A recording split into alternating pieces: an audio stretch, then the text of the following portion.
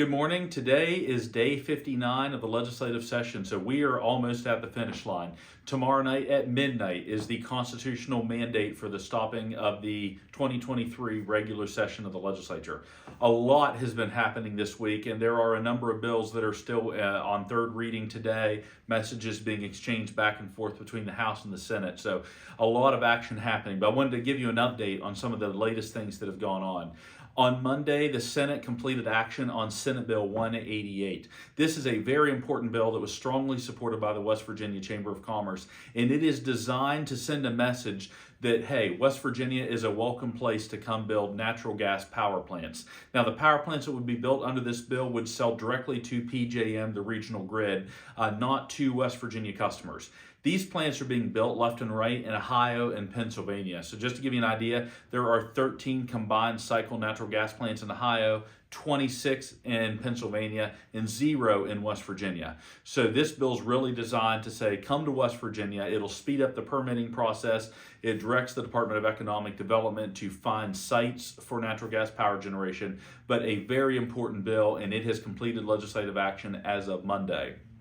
Yesterday, the House passed Senate Bill 151. So this is a little bit nuanced, but when the Trump tax cuts occurred in 2017, there was a provision relating to pass-through entities that was effectively closed down. Well, this is the workaround.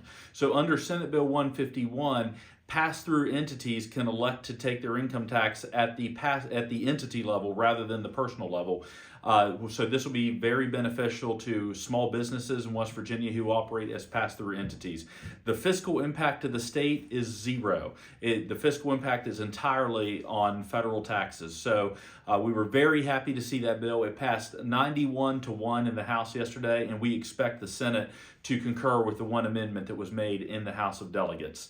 Yesterday, the Senate also completed action on the budget. This is the agreed to budget between the House and the Senate.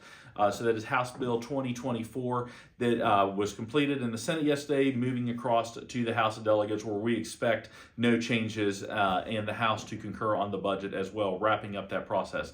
Big year because we passed tax reform. We made significant progress in dealing with PEIA. We passed a $2,300 pay raise for all state employees. So this budget realizes all of that. So it's been quite a productive year on that front, and we're happy to see the budget moving forward. Just to give you an idea, in traditional days, the legislature would come back the following week in special session and deal with the budget. But this leadership of the legislature has determined to get it done during the regular session, and it appears that will be accomplished. One other bill that I wanted to bring to your attention that is still moving right now is House Bill 3270. This deals with capping non-economic damages on deliberate intent.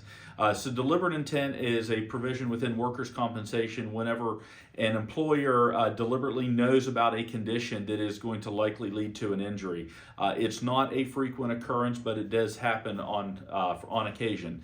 House Bill 3270 does not impact economic damages. So economic damages would be loss of wages or medical bills. Non-economic damages, however, are those that, pain and suffering, loss of enjoyment, and so forth. Currently, that is not capped in West Virginia. So this bill would cap those at the greater of $500,000 or double economic damages.